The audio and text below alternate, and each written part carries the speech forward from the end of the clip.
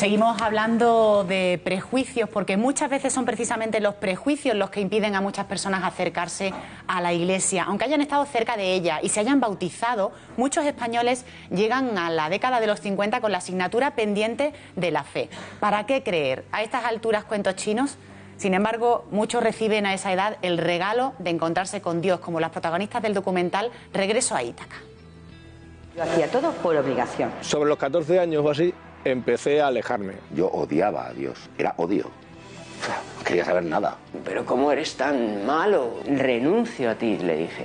Le dije de todo al Señor. Cuando te empiezas a separar, que te estás alejando, estás haciendo cosas que sabes que no debes hacer, cruzas esa barrera, ¿no? Esa barrera de sé que está mal, pero lo voy a hacer, ¿no? Pensaba que Dios no era necesario y además que la Iglesia era perniciosa. Eso es un infierno, es el infierno. Te quemas, esto era estar vivo pero estar muerto. No es ni siquiera ser ateo o ser agnóstico ni cosas de estas, no es indiferente, me da igual. Personas distintas con una sola cosa en común, rondar los 50.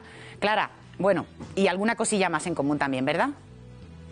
Así es, el documental nos invita a recorrer las fases vitales que han atravesado sus 6 protagonistas, como José, que perdió la fe cuando murió su madre, lo que acabó desencadenando en una crisis personal y profesional, que solo superó cuando su hija le regaló la estampa de un santo que lo cambió todo. O la historia de María, que siempre fue creyente hasta que la adolescencia dejó de ir a misa. Desde entonces experimentó un vacío interior, que solo gracias a un amigo que rezó por ella consiguió llenarse de nuevo. Regreso a Ítaca nos cuenta la particular travesía de estas personas y también la de Rosa, Ángel y Manuel, el punto de inflexión que les hizo cambiar de rumbo y su regreso. Para algunos la ausencia de Dios significó el abismo, para otros el vacío, para todos la nostalgia, como la experiencia de Fe de África, otra de las protagonistas que hoy nos acompaña en plató para contarnos cómo fue su reencuentro con Dios.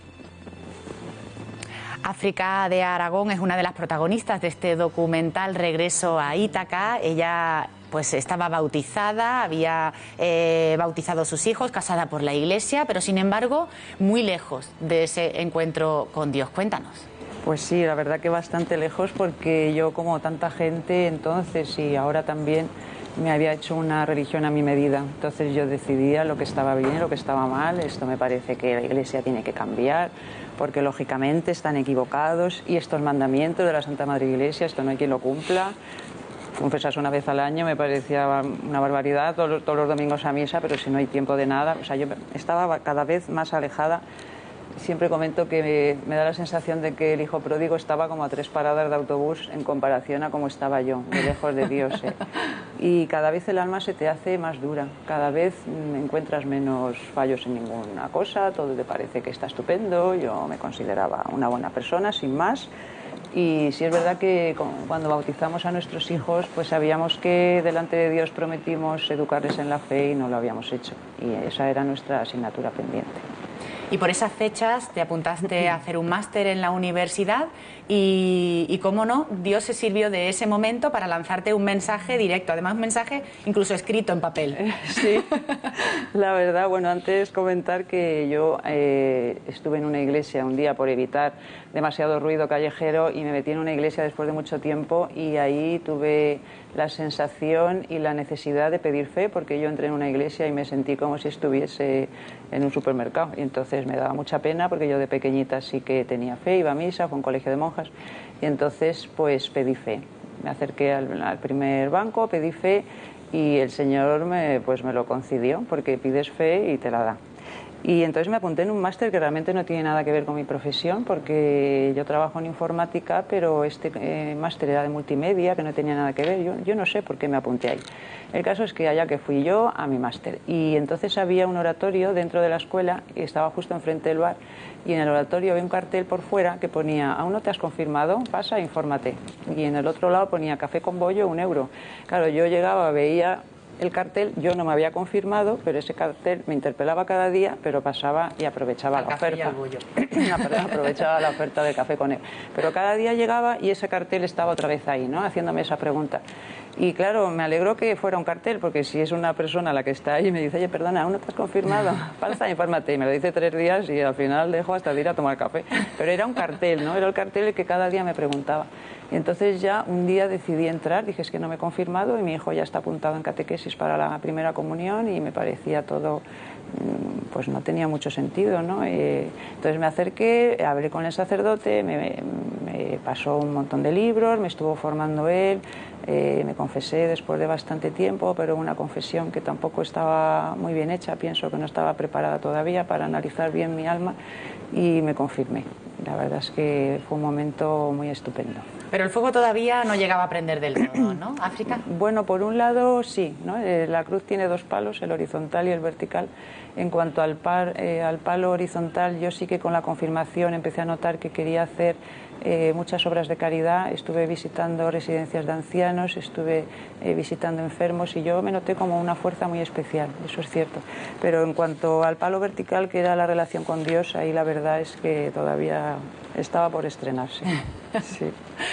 Y un día entraste en la iglesia, pero por una cita de trabajo, Sí, una cita laboral. Sí, la verdad que curioso, porque el Señor seguía ayudándome. Yo tenía mucha relación con mi padre, somos 5 hermanos, bueno, acaba de fallecer un hermano mío hace 1 mes y 4 días, y todos chicos, y yo era la única mujer, y nos llevábamos fenomenal, ¿no? Porque teníamos mucha complicidad y él hablaba mucho conmigo de temas pues trascendentales, ¿no? Y él iba a misa todos los días, era muy creyente, era muy mariano, y yo estaba súper alejada y bueno, me gustaba hablar con él, pero porque intentaba quitarme ese miedo que tenía tan horrible a lo que habría después de la muerte, que para mí no había nada, claro.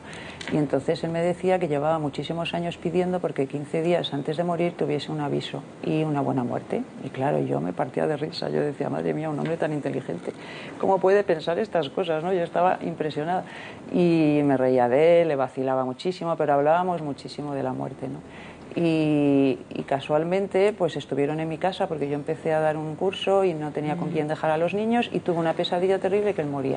Entonces él moría, y era una cosa tan evidente que según me desperté fui a corriendo a decírselo. Y dije, papá, acabo de soñar que te mueres, y es que es clarísimo. Y me dijo, pues no será el mensaje que estoy esperando, ¿no? Aquello me impactó muchísimo, porque realmente se murió. Entonces pensé, pues esto va a ser verdad, este hombre pedía con tantísima fe algo que se ha producido, y que encima ha sido a través de mí, que era la que más me reía de él, ¿no? Y casualmente lo que comentaba sobre ir a la iglesia, pues yo vivo cerca de varias iglesias, pero por lo que sea el Señor quería que fuese a una en concreto, que encima estaba fuera de mi localidad. Y en esa iglesia fue donde yo empecé a recibir muchísima paz y muchísimo consuelo con la muerte de mi padre, y a partir de ahí pues empecé a convertirme. Empecé a ir a misa también a diario, me apunté a clases de teología, porque hay que conocer, si no te puedes enamorar de Dios si no lo conoces, ¿no? Y para eso necesitas pues estudiar, comprender, y claro, yo entonces no iba a misa porque me parecía un rollo soberano, pero a partir de esto empecé a comprender pues muchas cosas que no entendía, ¿no? Y entender que la relación de Jesús es una relación de amor, ¿no? Que eso era lo más importante, y que se puede empezar a pregustar aquí en la tierra, ¿no? Que tampoco sabía. De vivir de espaldas a Dios a vivir de cara a Él, ¿cómo te cambió la vida?